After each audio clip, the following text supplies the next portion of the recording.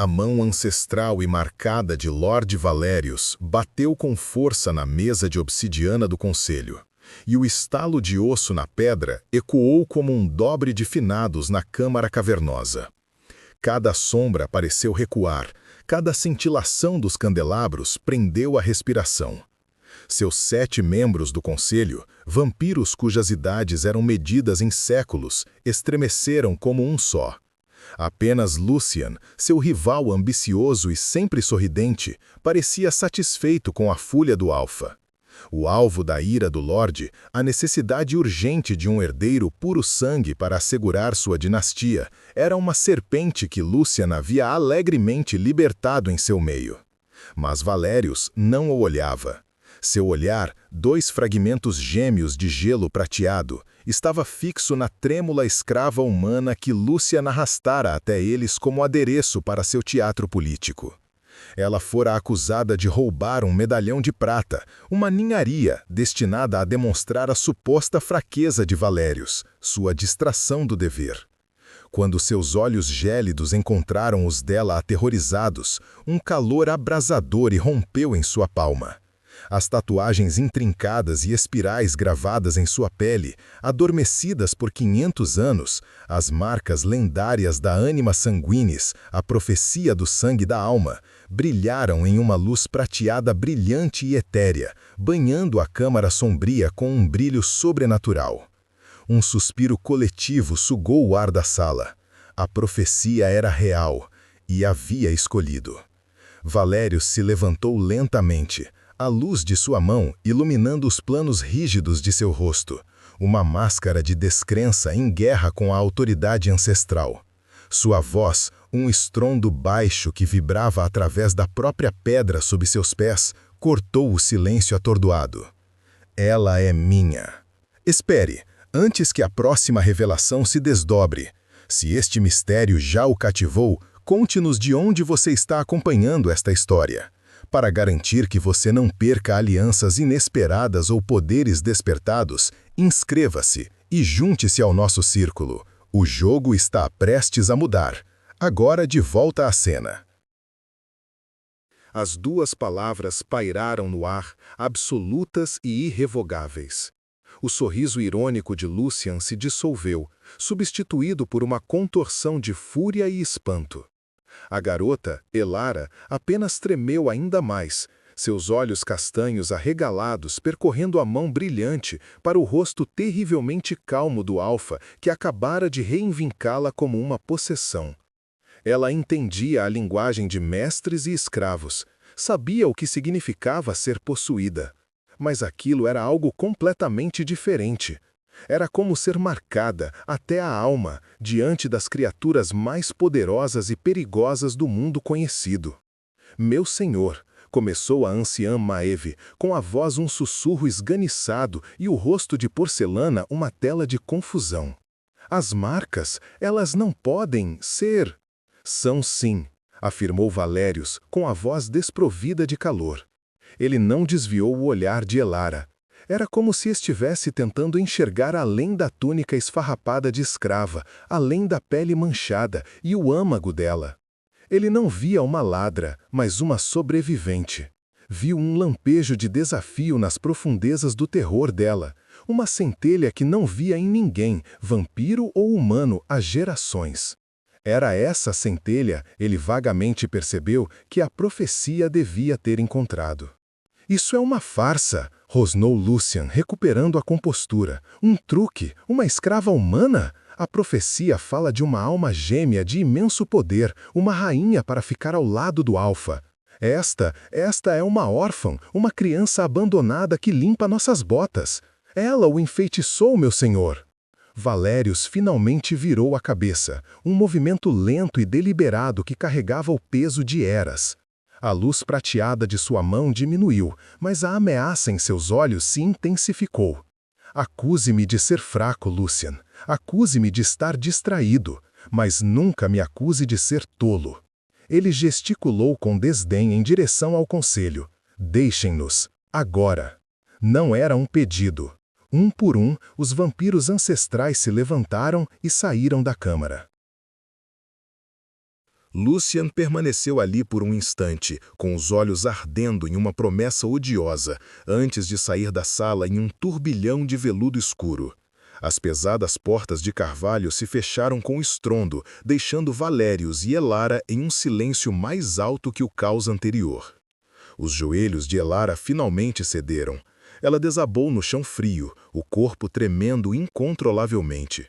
Toda a sua vida foi uma série de movimentos calculados, projetados para passar despercebidos, para ser esquecida, para sobreviver. Em um momento aterrorizante, elas se tornaram o centro de tudo. Valério se moveu em sua direção, seus passos assustadoramente silenciosos. Ele se agachou, não muito perto, mas perto o suficiente para que ela pudesse sentir o frio que irradiava de seu corpo. Os símbolos brilhantes em sua mão haviam se transformado em um brilho fraco e pulsante, como brasas na escuridão. "Olhe para mim", ordenou ele. Sua voz estava mais suave agora, mas não menos autoritária.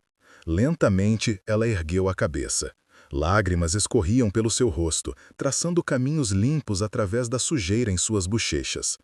"Eu não roubei o medalhão, meu senhor", sussurrou ela, com a voz rouca.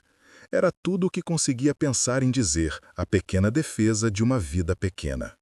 Um lampejo de algo, seria pena, diversão, cruzou seu rosto. "Eu sei", disse ele, "as ambições de Lucian são transparentes como vidro.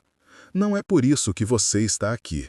Ele ergueu a mão, virando-a para que ela pudesse ver as linhas intrincadas e sinuosas da tatuagem. "Você sabe o que é isso?" Ela balançou a cabeça, hipnotizada pela luz fraca. "É um vínculo, uma profecia em que meus ancestrais acreditavam, a anima sanguinis. Dizem que, quando ela desperta, significa a descoberta da verdadeira companheira de um alfa, a outra metade de sua alma." Ele disse as palavras como se fossem versos de uma aula de história, desprovidos de qualquer sentimento. "Eu governei por 5 séculos. Eu acreditava que era um mito." Um conto de fadas para nos dar esperança em nossa escuridão sem fim. Os olhos prateados dele a encararam. Aparentemente, eu estava errado. A mente de Elara se esforçou para compreender suas palavras. Alma gêmea? Uma criatura como ele, um ser de imenso poder e escuridão arrepiante. E uma garota como ela, que não possuía nada além do ar em seus pulmões? Era impossível. Era um erro. O senhor está enganado, senhor", gaguejou ela. "Eu não sou nada, eu não sou ninguém." "Foi você quem fez isso", disse ele, gesticulando com a mão marcada, incendiar-se pela primeira vez em meio milênio. "No nosso mundo, isso faz de você a pessoa mais importante deste castelo, e a mais vulnerável." Ele se ergueu em toda a sua altura intimidadora, olhando para ela. "Meus inimigos agora a veem como minha fraqueza, uma alavanca para ser usada contra mim. Eles tentarão matá-la, estudá-la, quebrá-la. Lucian não será o último." O medo, frio e cortante, perfurou sua confusão. Ela vira o que acontecia com escravos que despertavam a ira de seus senhores. Seus fins nunca eram rápidos ou gentis. O que você quer de mim?" Ela sussurrou, abraçando-se. Ele ficou em silêncio por um longo momento, com uma expressão indecifrável. "Estou lhe oferecendo um pacto", disse ele finalmente, com um tom preciso e frio, como se estivesse negociando um tratado. "Você deixará os aposentos dos criados, terá quartos ao lado dos meus. Será vestida, alimentada e protegida pela minha guarda pessoal. Ficará ao meu lado na corte e no conselho. Desempenhará o papel de minha consorte escolhida." Elara o encarou, estupefata. Ele estava lhe oferecendo uma gaiola de ouro? "E, em troca?" ela conseguiu perguntar. "Em troca, você viverá", declarou ele simplesmente. "Você terá uma vida de conforto e segurança que nem imagina. Eu lhe darei uma espécie de liberdade. Liberdade da servidão, da fome, do medo de ser açoitada por uma palavra maldita." Ele fez uma pausa, deixando a oferta assimilar. Recuse, acrescentou, a voz baixando para um sussurro mortal, e eu mesmo a acompanharei até os portões do castelo. Você não sobreviverá até o nascer do sol. Meus inimigos cuidarão disso. Lucian cuidará disso. Este vínculo, gostemos ou não, ligou seu destino ao meu. Não há outra escolha. Ele estava certo. Não era uma escolha. Era uma sentença. Ela poderia morrer como uma escrava esquecida ou viver como uma marionete aterrorizada. Ela olhou para o rosto duro e implacável do Lorde Vampiro, o mestre de seu novo e aterrorizante destino. Com uma respiração profunda e trêmula que pareceu o último suspiro de sua antiga vida, Elara deu a única resposta que conseguiu. Aceito. A transformação da vida de Elara foi tão rápida quanto desorientadora. Ela foi levada da miséria úmida e lotada do alojamento dos criados para um conjunto de aposentos tão vastos e opulentos que ela se sentia perdida neles. Sedas e veludos substituíram sua túnica de linho grosseiro. Os criados que antes a teriam desprezado agora baixavam a cabeça e desviavam o olhar, sussurrando sobre os escolhidos do Senhor. Traziam-lhe sabonetes perfumados, pentes de prata intrincados e refeições em bandejas de ouro, comida tão rica e farta que ela frequentemente se sentia mal. Era uma gaiola dourada, e suas grades eram forjadas com medo e incerteza. Cada rosto era uma máscara, cada palavra educada uma ameaça em potencial. Os vampiros da corte a observavam com uma mistura de curiosidade, desprezo e suspeita. Ela era uma curiosidade, uma anomalia humana em seu mundo de poder ancestral. Para eles, ela não era Elara, era o animal de peceiro do Alfa, seu capricho inexplicável. Valério designou seu capitão da guarda, um vampiro silencioso e imponente chamado Cassian, para ser sua sombra. Cassian era esculpido em granito e luar, seu rosto uma máscara estoica que nada revelava. Ele estava sempre presente, de sentinela do lado de fora da porta, seguindo-a 10 passos enquanto ela caminhava pelos corredores ecoantes do castelo. A princípio, sua presença era enervante, mais um lembrete de seu cativeiro. Mas ela logo percebeu que seu olhar vigilante era puramente protetor. Ele era um muro entre ela e as víboras da corte. O próprio Valério era uma figura remota e enigmática. Ele a convocava para aulas, ensinando-lhe a complexa história das dinastias vampíricas, a intrincada teia de alianças e rixas e a rigorosa etiqueta de sua corte. Seu estilo de ensino era impaciente e exigente. Ele a tratava como uma aluna sem noção que precisava ser atualizada para uma prova vital. Sua postura é inaceitável, ele dizia com a voz cortante. Você não é um servo se acovardando por migalhas. Você é a anima sanguinis. Levante o queixo, olhe nos olhos deles. Deixe que vejam sua rebeldia, mesmo que você não sinta nenhuma. Durante uma dessas aulas na grande biblioteca, cercada por milhares de antigos tomos encadernados em couro, ele estava explicando a linhagem dos 7 anciãos do conselho. Maeve é a mais velha, depois de mim. Ela valoriza a tradição acima de tudo. Ela verá você como uma aberração, uma ameaça à pureza de nossas linhagens. Não espere gentileza dela. Boren é um guerreiro. Ele respeita apenas a força. Ele vê você como uma vulnerabilidade que eu não posso me permitir. E Lucian, os lábios de Valério se estreitaram. Lucian vê você como um peão a ser removido do tabuleiro. Elara ouvia, absorvendo cada palavra. Ela aprendeu há muito tempo que o conhecimento era uma forma de armadura. Ele acredita que eu te enfeiticei, disse ela baixinho, com os olhos fixos nos padrões espiralados do tapete de Isfahan. Ele está plantando sementes de dúvida, retrucou Valério, andando de um lado para o outro diante da enorme lareira. Ele sussurra aos outros que meu julgamento está nublado, que sou inapto para governar. Ele está construindo um caso contra mim, e você é a principal testemunha dele. Uma risada amarga quase escapou de seus lábios. Ela, uma testemunha contra o ser mais poderoso que já conhecera? Era absurdo. Ela se sentia menos como uma testemunha e mais como o cordeiro sacrificial. À medida que os dias se transformavam em semanas, uma rotina estranha e inquietante se desenvolveu. Elara aprendeu a usar a máscara de uma consorte confiante, a andar de cabeça erguida, a encarar os olhares frios dos nobres vampiros com uma expressão plácida que ela não sentia. Ela sentava-se ao lado de Valério durante as reuniões do conselho, uma observadora silenciosa de suas políticas venenosas. Lucian nunca perdia a oportunidade de lançar um insulto velado em sua direção, com suas palavras pingando veneno açucarado. Talvez o senhor, convidado de honra, tenha uma opinião sobre a questão dos tratados dos lobisomens? Ele perguntou uma vez, com os olhos brilhando de malícia. Antes que Elara pudesse sequer se encolher, a voz de Valérius cortou o ar como aço frio. A opinião dela é que sua língua ficaria melhor se você ficasse em silêncio, Lucian. Sugiro que você preste atenção.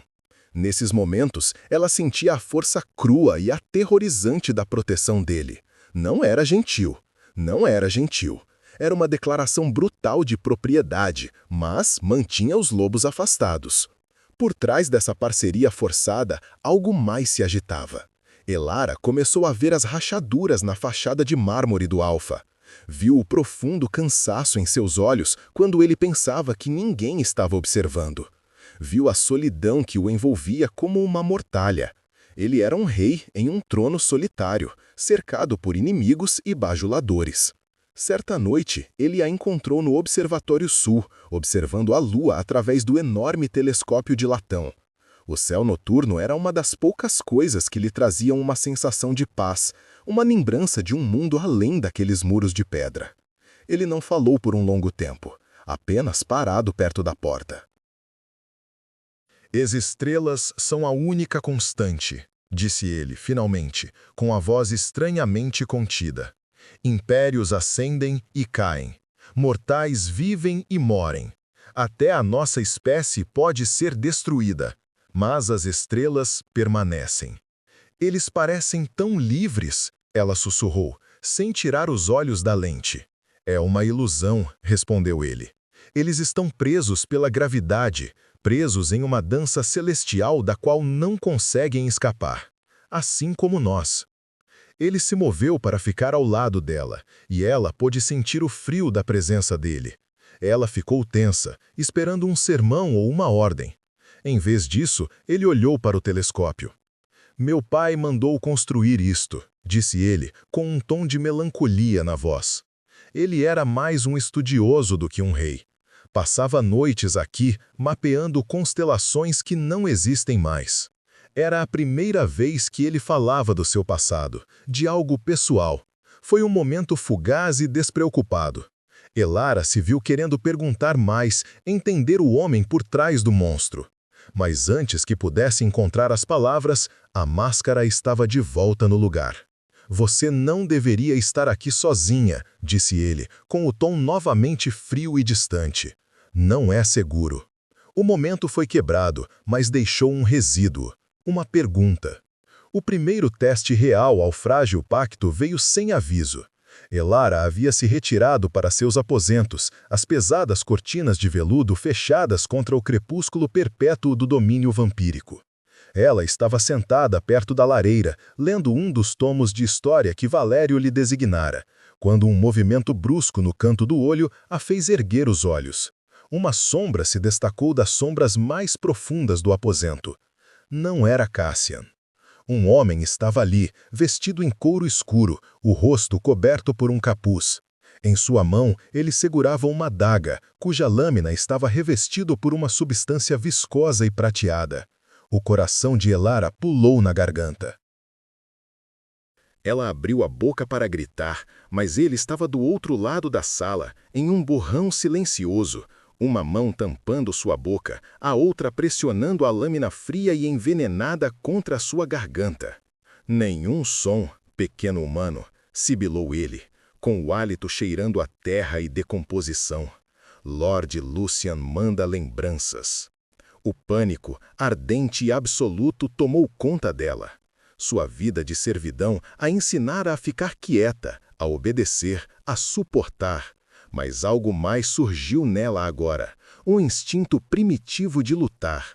Ela pisou forte no peito do pé dele com o calcanhar.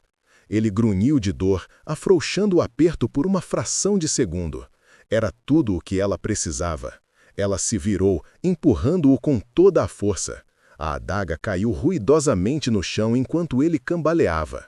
Ela gritou, um som agudo e penetrante de puro terror. O assassino se recuperou instantaneamente, lançando-se sobre ela. Mas antes que pudesse alcançá-la, as portas de seu quarto se abriram, explodindo em estilhaços. Valério ficou ali, seus olhos brilhando com um fogo prateado muito mais aterrorizante do que a fria indiferença a qual ela estava acostumada. Ele não era um rei agora, era um predador. Ele se movia com uma velocidade que desafiava a vista. Num momento, estava na porta, no outro, segurava o assassino pelo pescoço, erguendo-o do chão. O homem gorgolhava, as pernas chutando inutilmente. Quem te enviou? A voz de Valérios era um rosnado gutural. O assassino simplesmente engasgou, com os olhos arregalados de terror. Valério apertou o braço com mais força e ouviu-se um estalo nauseante de osso. O corpo ficou mole e ele o jogou para o lado como se fosse uma boneca quebrada. Ele se virou para Elara. Ela estava encostada na parede, tremendo tão violentamente que mal conseguia ficar de pé. Ele caminhou em sua direção, o rosto uma máscara de fúria fria. Por um segundo aterrorizante, ela pensou que a raiva dele fosse dirigida a ela. Ele parou bem na frente dela, seus olhos prateados examinando-a da cabeça aos pés, em busca de ferimentos. Viu uma fina linha vermelha no pescoço dela, onde a adaga a atingira de raspão. Sua expressão se obscureceu ainda mais. "Ele te machucou?" ele perguntou. Ela só conseguia balançar a cabeça, incapaz de falar. Ele estendeu a mão, seus dedos percorrendo o arranhão no pescoço dela com um toque irritantemente suave. Sua pele era como mármore frio. Mas então ele viu a adaga no chão. Ele a pegou, estreitando os olhos enquanto examinava a pasta prateada em sua lâmina. "Silverbane", rosnou ele, "um veneno lento e agonizante para a nossa espécie. Para uma humana?" Ele olhou para o pescoço dela novamente. Teria sido rápido. De repente, o braço dele disparou, não em sua direção, mas além dela. Ele arrancou uma cortina de veludo da parede e, com um giro selvagem, rasgou uma longa tira. Virou-se para ela. "Fique parada." Ele tocou delicadamente o arranhão no pescoço dela, limpando qualquer vestígio do veneno. Seus movimentos eram eficientes, impessoais, mas sua proximidade era avassaladora. Ela conseguia sentir o cheiro de pedra fria e algo mais, algo antigo e selvagem, como uma floresta de inverno à meia-noite. Quando terminou, endireitou-se, a fúria ainda fervilhando em seus olhos. "Isso muda as coisas", disse ele, com a voz baixa e perigosa. Lucian exagerou. Elara finalmente encontrou a voz. "Ele não vai parar." "Não", concordou Valério, "ele não vai." Ele a encarou-a de verdade. E pela primeira vez, ela viu algo além do alfa e do estrategista. Viu uma centelha de raiva, crua e protetora, inteiramente focada nela. Naquele momento, em meio aos destroços de seu quarto, com um assassino morto a seus pés, a linha entre mestre e protetor, entre peão e parceiro, começou a se confundir. O pacto que haviam feito pela sobrevivência estava sendo forjado em algo mais forte, temperado no fogo de uma ameaça compartilhada. A tentativa frustrada de assassinato provocou ondas de tensão no castelo. Valério não acusou Luciano publicamente. Um desafio direto sem provas irrefutáveis teria sido visto como tirania. Em vez disso, um silêncio arrepiante se abateu sobre a corte. A guarda pessoal de Valério foi redobrada. Cassiano tornou-se ainda mais uma presença permanente, sua presença um aviso silencioso. Luciano, por sua vez, desempenhava o papel de um cortesão preocupado com perfeição, oferecendo condolências pela infeliz violação de segurança com um sorriso que nunca alcançava seus olhos frios e calculistas. O incidente, no entanto, solidificou uma mudança no comportamento de Valério em relação a Elara. Suas lições passaram a ser menos sobre etiqueta e mais sobre sobrevivência. Ele a levou ao arsenal, um vasto salão repleto de armas reluzentes de uma dúzia de eras diferentes. "Você é humana", afirmou ele, puxando uma pequena adaga elegantemente equilibrada de um suporte. "Você é frágil, mas não é indefesa." Ele pressionou o cabo na mão dela. "Você tem um instinto de sobrevivência. Agora você aprenderá a aprimorá-lo." Ele próprio começou a treiná-la. Na privacidade do campo de treinamento no coração do castelo, ele lhe ensinou os fundamentos do manejo da faca, como aparar, como estocar, como encontrar as vulnerabilidades do inimigo. Ele era um professor implacável e implacável. Movia-se com uma graça fluida que era ao mesmo tempo bela e mortal, e nunca conteve sua velocidade ou força mais do que o necessário para não feri-la de verdade. De novo, ele ordenava, após desarmá-la sem esforço pela 10ª vez. "Você está telegrafando seus movimentos. Seu medo a torna previsível. Controle-o, use-o." Durante essas sessões, a distância formal entre eles se desfez. Não eram mais lorde e consorte, mas guerreiro e aluno. Ela aprendeu o ritmo de seus movimentos, as sutis mudanças de peso antes de um ataque.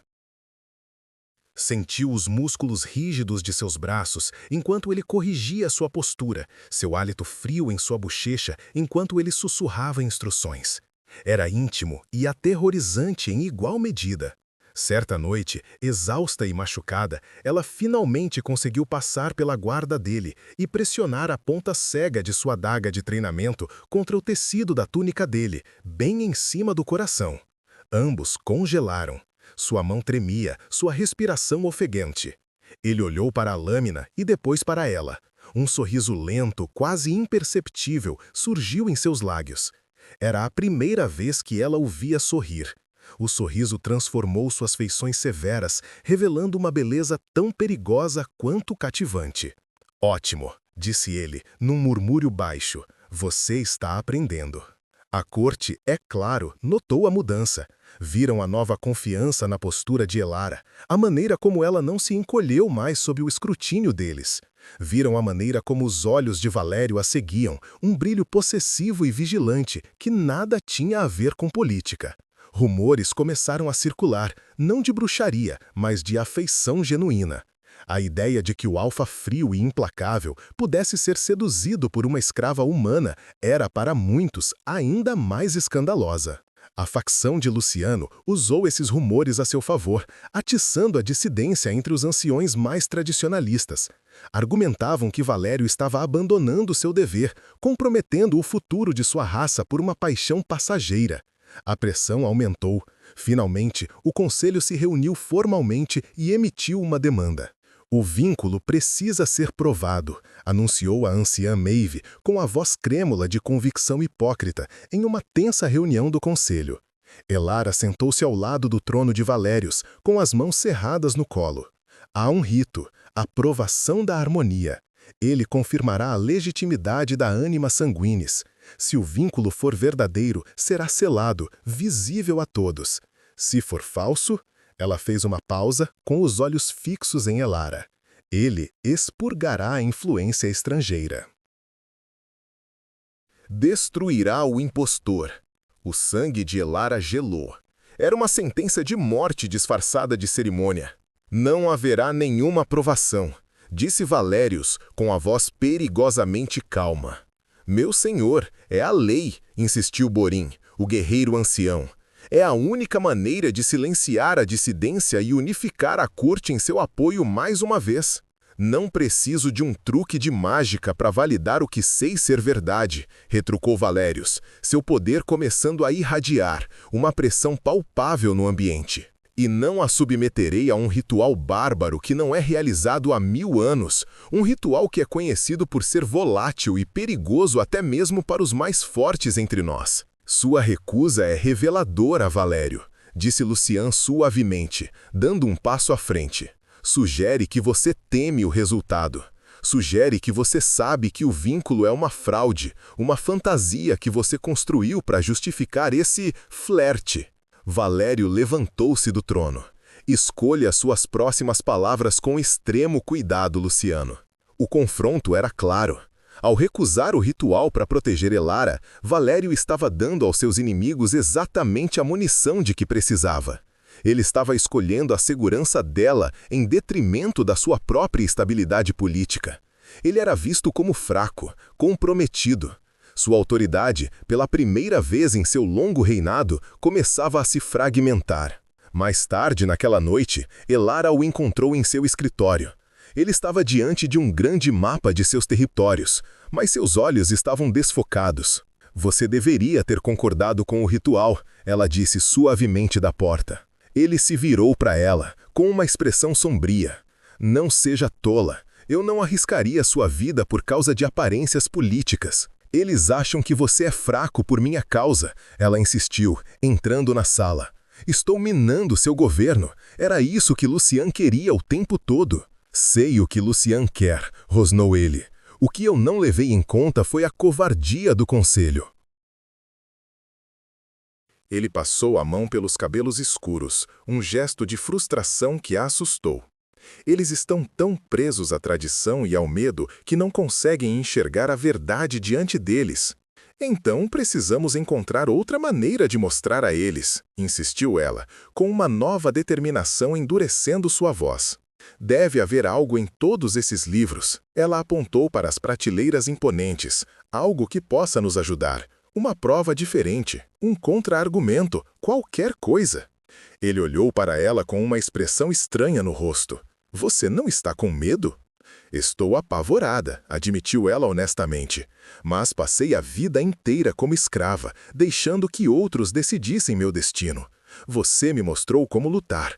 Não vou simplesmente ficar parada, deixando Lucian destruir seu trono com o meu nome.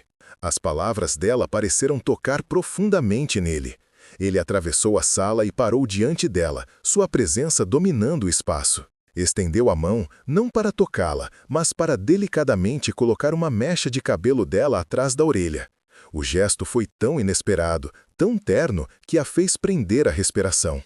O vínculo escolheu bem, murmurou ele, seus olhos prateados examinando o rosto dela. Escolheu uma guerreira. Sua admissão, sussurrada na privacidade de seu escritório, foi mais poderosa do que qualquer declaração pública. Foi uma confissão de respeito, de admiração. Foi a primeira vez que ele a reconheceu como uma igual, não em status, mas em espírito. Mas, mesmo com o aprofundamento dessa conexão frágil, a teia de intriga se estreitava ao redor deles. Desesperada por uma solução que não envolvesse aprovação mortal, Elara decidiu resolver o problema por conta própria. Ela começou sua própria investigação clandestina. Ela sabia que a biblioteca principal era pública demais, seu conteúdo conhecido demais. Precisava de uma fonte de conhecimento esquecido, um lugar ignorado pelos poderosos.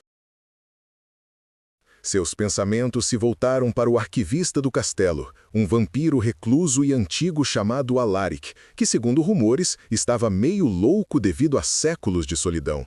Seu domínio era a cripta subterrânea do castelo, um labirinto de pergaminhos empoeirados e conhecimentos esquecidos que ninguém jamais visitava.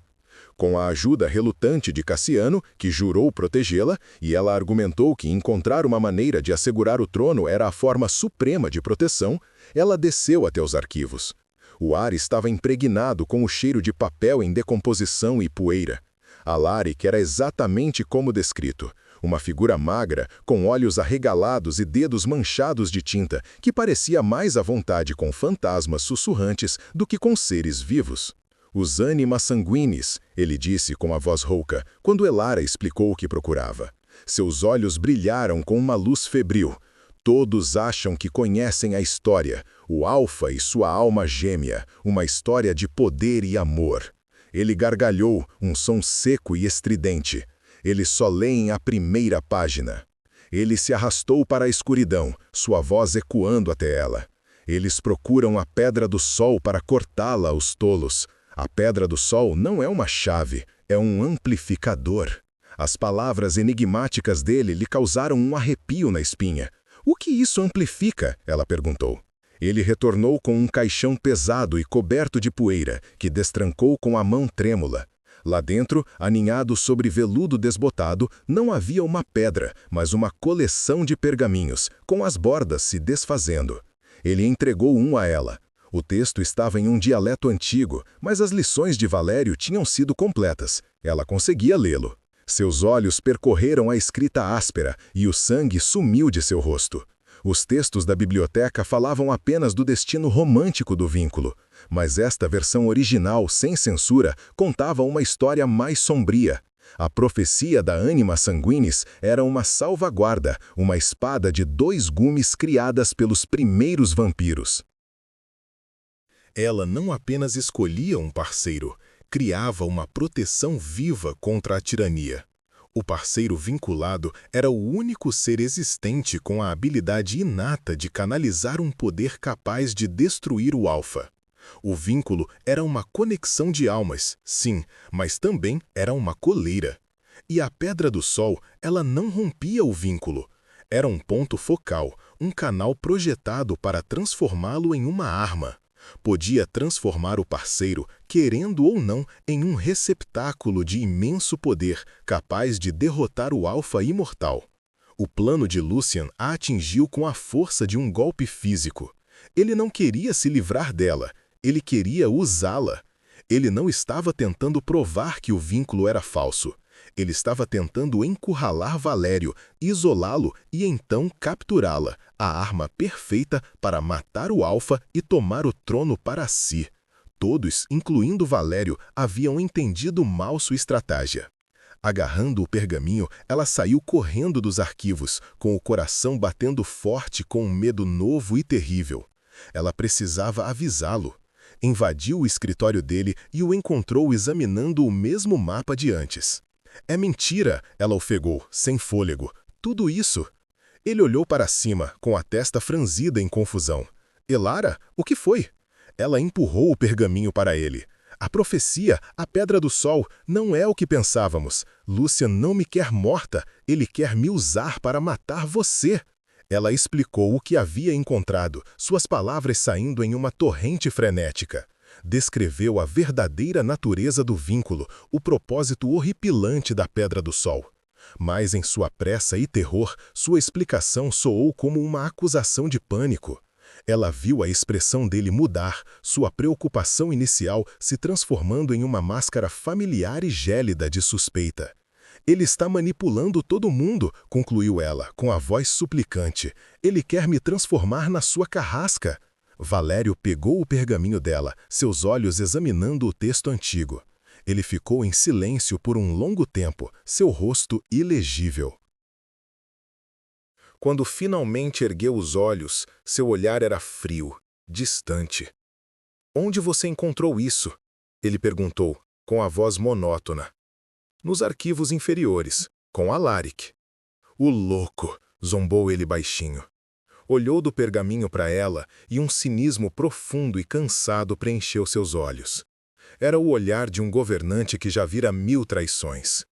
Que conveniente, disse ele, com a voz perigosamente suave. Que justamente quando meus inimigos estão se aproximando, você descubra um segredo esquecido que a pinta como a chave trágica para minha destruição. Um segredo que faria qualquer um, até eu, hesitar em agir contra você. Um segredo que a faz parecer tanto uma vítima quanto imensamente poderosa. Elara o encarou, com o coração congelando. Ela conseguia ver a direção dos pensamentos dele, a lógica venenosa de um rei paranoico. O que você está dizendo? Ela sussurrou, com a voz trêmula. Estou dizendo que esta é uma história muito inteligente, respondeu ele, com a voz carregada de uma crueldade repentina e amarga. Talvez seja você quem esteja jogando o jogo longo, conquistando minha confiança, conquistando minha proteção. E agora, plantando esta semente de dúvida para garantir sua própria sobrevivência, não importa o custo para o meu trono. A acusação era tão injusta, tão distante da verdade que a deixou sem fôlego. Depois de tudo, o treinamento compartilhado, os momentos tranquilos de conexão, sua promessa de protegê-la, ele ainda conseguia vê-la como nada mais do que uma escrava manipuladora. A frágil confiança que haviam construído, o respeito que ela acreditava ter conquistado, se desfizeram em pó. "Você acha que eu inventei isso?" perguntou ela, com a voz embargada pela dor e pela descrença. "Você acha que eu conspiraria com seus inimigos depois que você salvou minha vida?" "A vida numa gaiola dourada ainda é uma gaiola", retrucou ele, sua própria mágoa se manifestando como uma raiva fria.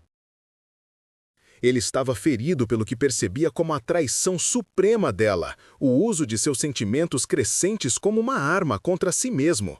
Talvez você tenha decidido que prefere um mestre diferente, um que não seja tão exigente.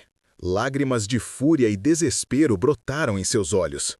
"Eu vim aqui para te avisar, para te salvar, e você joga isso na minha cara assim? O que você me trouxe é uma história de louco que serve perfeitamente aos seus próprios interesses", disse ele, jogando o pergaminho sobre a mesa como se estivesse contaminado. "Você aprendeu bem os jogos da minha corte, Elara. Bem demais."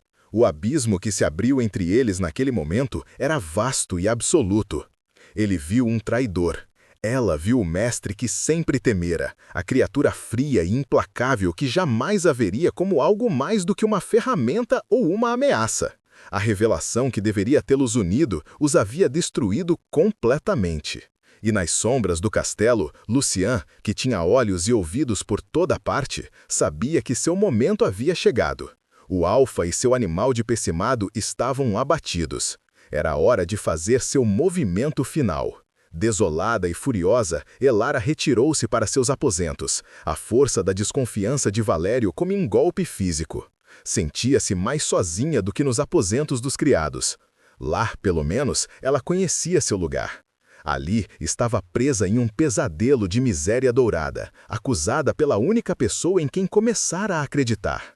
Lucien não esperou muito. Acionou sua armadilha com precisão magistral. No dia seguinte, um contingente da guarda do castelo, liderado não por Cassian, mas por um capitão leal a Lucien, chegou à sua porta. Apresentaram um mandado de prisão, assinado por 3 membros do conselho. A acusação era de alta traição e conspiração. A prova, uma carta aparentemente escrita de próprio punho, detalhando um plano para fugir do castelo e se encontrar com agentes de um clã rival de lobisomens, oferecendo-lhes os segredos da corte em troca de sua liberdade. Dentro da carta, havia uma pequena réplica rudimentar da Pedra do Sol, feita de quartzo polido, um símbolo de sua suposta intenção. Era uma falsificação descarada, mas convincente o suficiente. Sua recente descoberta nos arquivos agora parecia o ato desesperado de uma espiã encurralada, tentando criar uma cortina de fumaça para sua traição. Elara sabia que era inútil protestar.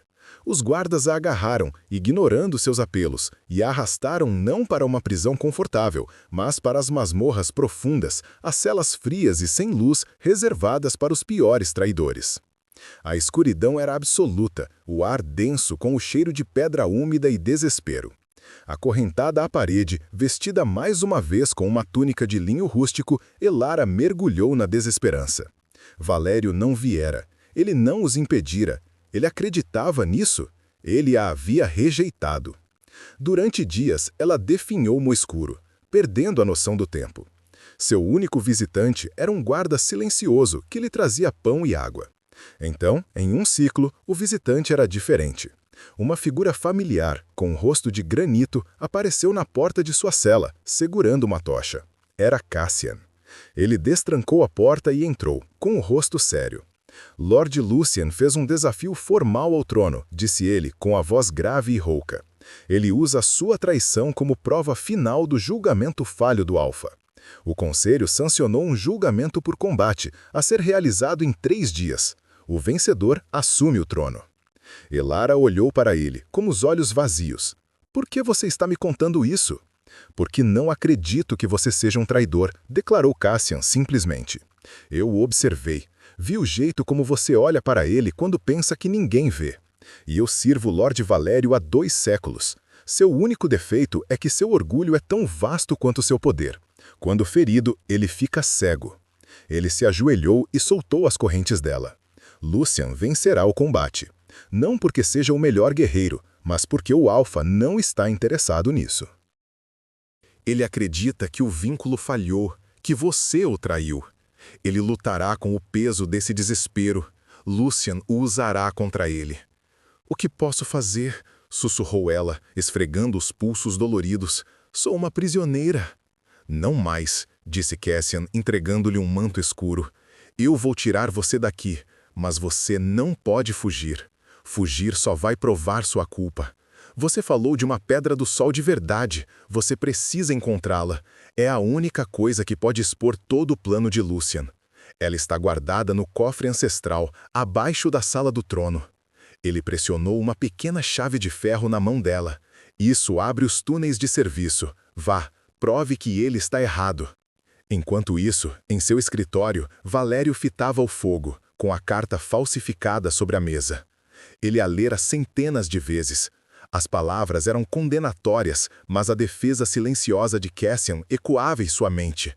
Seu orgulho é tão vasto quanto seu poder. Quando ferido, ele fica cego. Ele estava ferido. A suposta traição dela o ferira mais profundamente do que qualquer arma física, justamente porque ele começara a se importar. Ele pegou a réplica de quartzo da Pedra do Sol. Era rudimentar, amadora.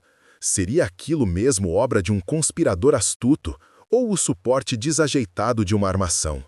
Seus instintos, aguçados ao longo de séculos observando mentirosos e conspiradores, gritavam-lhe que algo estava errado. O timing era perfeito demais, a ascensão de Lucian imperceptível demais. Ele deixara a dor obscurecer seu julgamento. Ele a decepcionava. Movida pela fé de Cassian e por sua própria determinação desesperada, Elara navegou pelos túneis de serviço escuros e sinuosos do castelo. Era uma cidade secreta conhecida apenas por servos e guardas, uma teia de passagens atrás dos grandes salões. Ela emergiu em uma pequena antecâmara atrás da sala do trono, com o coração disparado. A entrada para o cofre ancestral estava à sua frente, uma pesada porta de pedra coberta de runas antigas. Ela tinha acabado de inserir a chave que Cassian lhe dera quando ouviu passos. Os guardas de Lucian. A distração de Cassian devia ter falhado. Ela correu para abrir a porta, entrando no cofre no momento em que eles dobravam a esquina. Trancou a pesada porta atrás de si, mergulhando na escuridão. Tateando, encontrou uma haste de luz de cristal em um pedestal próximo e a ativou. O cofre brilhava com uma luz suave e interna. Estava repleto de tesouros e artefatos da linhagem de Valério. E ali, no centro da sala, sobre um estrado de mármore negro, estava a Pedra do Sol. Não era uma pedra, mas um cristal maciço e impecável, vibrando com um poder mal contido que fazia o ar ao redor vibrar. Ao estender a mão para pegá-la, ouviu um rangido. A porta do cofre estava sendo arrombada. Ela agarrou a Pedra do Sol. Era pesada e pulsava com um calor estranho, no momento em que a porta se abriu. Lucian estava ali, ladeado por seus guardas pessoais, com um sorriso triunfante no rosto. Eu sabia que você seria inteligente o suficiente para encontrá-lo, disse ele. Obrigado por me poupar o trabalho de recuperá-lo sozinho. Agora, me entregue. Você tem um papel a desempenhar na minha ascensão. Elara apertou o cristal contra o peito. Eu nunca vou te ajudar. Você não terá escolha, disse ele, com um sorriso arrepiante. Começou a entoar um cântico na língua antiga, com as mãos tecendo um feitiço complexo. Uma energia sombria o envolveu, lançando-se em sua direção. Mas, quando as sombras estavam prestes a tocá-la, outra forma passou por Lucian, movendo-se com a velocidade de uma víbora. Era Valério. Ele seguira seus instintos, seguira o tênue rastro da lealdade de Cassian e chegara ao único lugar para onde sabia que ela iria se fosse inocente. Ele viu tudo em um instante. Elara, não fugindo, mas em desafio, protegendo o próprio artefato que ele pensava que ela pretendia usar indevidamente. Viu Lucian, sem a máscara de civilidade, revelando o traidor sedento de poder por baixo. A verdade o atingiu com a força de um impacto físico, vergonha e raiva guerreando dentro dele. "Lucian!" ele rugiu, sua voz sacudindo os alicerces do cofre. Lucian se virou, o rosto uma máscara de choque. "Valérios! Impossível!" "Afaste-se dela!" rosnou Valérios. Não havia tempo para desculpas, nem para explicações. Seus olhares se encontraram por cima do ombro de Lucian, o de Elara arregalado e temeroso, mas resoluto, o de Valério tomado por um turbilhão de arrependimento e fúria selvagem. Ele não via um escravo ou um peão, mas seu parceiro, seu igual, lutando por suas vidas, por sua vida. Juntos, ele sussurrou, a palavra uma promessa silenciosa no espaço entre eles.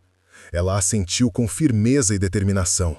A aliança, quebrada pelo orgulho e pela mentira, foi forjada novamente no cadinho daquele confronto. "Chegou tarde demais, velho", Lucian disparou, recuperando a compostura. Ele gesticulou para seus guardas. "Prendam-nos!" Os guardas avançaram, mas Lucian, vendo a Pedra do Sol nas mãos de Elara, renovou seu feitiço. Ele pegaria a pedra e a transformaria em sua arma ali mesmo. Tentáculos sombrios de magia dispararam em direção a Elara, buscando dominar sua vontade. Ela gritou quando a energia a atingiu, mas não a escravizou. Em vez disso, a Pedra do Sol em seus braços brilhou com uma luz dourada e brilhante. O poder da Anima Sanguinis, o vínculo de alma que ela compartilhava com Valérios, a invadiu, amplificado 1000 vezes pelo cristal. Ela não sentiu o propósito frio de uma arma, mas uma necessidade avassaladora e instintiva de protegê-lo. A luz irrompeu dela, formando uma barreira cintilante e impenetrável que repeliu os guardas de Lucian e o devolveu com sua magia negra. Lucian cambaleou, seu feitiço quebrado, seus olhos arregalados de descrença. Ele esperava controlar uma arma, não encarar uma fortaleza. Valérios aproveitou o momento perfeitamente. Ele passou pelo escudo de luz e se chocou contra Lucian. Os dois vampiros se chocaram contra a parede oposta da câmara, travando uma batalha. Foi um turbilhão de velocidade selvagem e força brutal. Valérios era o guerreiro superior, com movimentos aprimorados por séculos de combate. Mas Lucian era mais jovem, mais desesperado e lutava com a ferocidade de um animal encurralado. Ele também tinha aliados. Os traidores do conselho, que esperavam do lado de fora, invadiram. Mas foram recebidos pelo escudo de luz de Elara. Ela estava ali, uma garota humana solitária, segurando o imenso poder da Pedra do Sol, com o rosto tenso pelo esforço, contendo 3 vampiros antigos e poderosos. Sua força era a força de Valério, sua vontade era seu escudo. O vínculo estava completo. Era Valério contra Luciano, como sempre deveria ser. Sem política, sem esquemas, apenas um julgamento por combate no coração de seu lar ancestral. Valério lutava com uma clareza que não sentia há séculos. Não era mais um rei cansado defendendo um trono solitário. Lutava por seu futuro, por sua alma gêmea, pela promessa de um amanhecer que ele realmente queria ver. Esquivou-se de uma investida desesperada de Luciano, agarrou seu braço e, com um último e brutal giro, desarmou-o e o jogou no chão, com a ponta de sua própria lâmina a centímetros da garganta de Luciano. O silêncio reinou na câmara, quebrado apenas pela respiração ofegante de Elara enquanto segurava o escudo. Lucian jazia derrotado, com o peito arfando. Valério o encarou, não com o calor da raiva, mas com a fria determinação do julgamento. Ele havia vencido, provara seu direito de governar, não por nascimento, mas por força e verdade. Ele pressionou a lâmina com mais força. "Renda-se", ordenou Valérios, sua voz ecoando no silêncio repentino.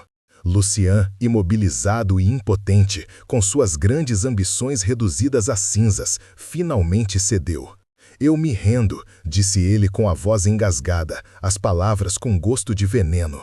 Valério não o matou. Ele o incapacitou com um golpe preciso no ombro, depois se levantou e se virou para encarar os 3 membros do conselho ainda presos atrás do escudo de luz de Elara, que se desvanecia. Quando ela baixou a Pedra do Sol, exausta, a luz se apagou, deixando-os expostos e aterrorizados. A traição deles foi exposta para todos verem. O golpe havia terminado. Após o ocorrido, o grande salão foi convocado. Toda a corte se reuniu, sussurrando e amedrontada. Luciano e os anciãos traidores foram trazidos acorrentados. Valério permaneceu diante do trono, não sentado nele. Ele relatou a traição de Luciano, sua confissão no cofre, selando seu destino e o de seus co-conspiradores. A justiça foi rápida e absoluta. Eles foram sentenciados às celas submersas, uma punição da qual não havia retorno. Quando terminou, um silêncio pesado preencheu o salão. Todos os olhares estavam voltados para Valérios, aguardando. Ele era o alfa deles, seu poder reafirmado, sua autoridade inquestionável mais uma vez. Ele se virou, seu olhar percorrendo os vampiros reunidos até encontrar Elara. Ela estava parada perto da entrada, ainda em seu manto simples, parecendo sobrecarregada. Ele estendeu a mão para ela. Elara. Hesitante, ela percorreu o longo corredor em direção a ele, com os olhares da corte acompanhando cada passo. Ela parou diante dele e ele segurou sua mão. Não era o toque frio e formal dos primeiros tempos. Era caloroso, firme, uma conexão. As marcas prateadas da ânima sanguinis em sua mão pulsavam com uma luz suave e constante. Ele se voltou para sua corte, sua voz ressoando com uma autoridade que ninguém ousava questionar. Durante séculos, esta corte foi governada por linhagens e tradições, pelo medo e pelo poder. Hoje, isso muda.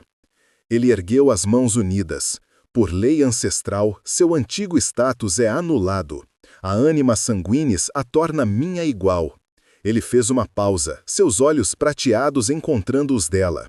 Mas ela é mais do que isso. Ela é o coração desta corte. Ela é sua consciência e sua coragem. Sua palavra é minha palavra. Sua segurança é minha lei. Somos um. Ele não estava apenas escolhendo-a em vez do seu trono. Ele estava reconstruindo o próprio trono. Não era mais um pico solitário de poder frio, mas um domínio compartilhado. Ele não havia escolhido uma consorte, mas uma parceira. Uma nova aliança estava sendo forjada, não de mestre e escrava, mas de duas almas unidas pelo destino e pela escolha. Dias depois, Elara estava com Valério na sacrada mais alta do castelo, observando os primeiros sinais do amanhecer pintarem o horizonte. A escuridão perpétua sobre seus domínios pareceu se dissipar, permitindo que tênues raios rosa e dourado tocassem as montanhas distantes. A Pedra do Sol repousava sobre uma pequena mesa ao lado deles. Sua luz interna agora um brilho suave e pacífico. Seu imenso poder adormecido e satisfeito. Valério estava quieto, seu perfil desenhado contra a luz que se aproximava. O cansaço que o dominara por tanto tempo desapareceu, substituído por uma força profunda e calma. Ele estendeu a mão e gentilmente a pegou, seu polegar traçando a leve cicatriz prateada onde antes estivera a marca da escrava. Ele a olhou não com pena, mas com profunda reverência. Dizem que uma escrava e seu mestre nunca poderiam ficar juntos, disse ele, com a voz baixa e íntima, um murmúrio só para ela.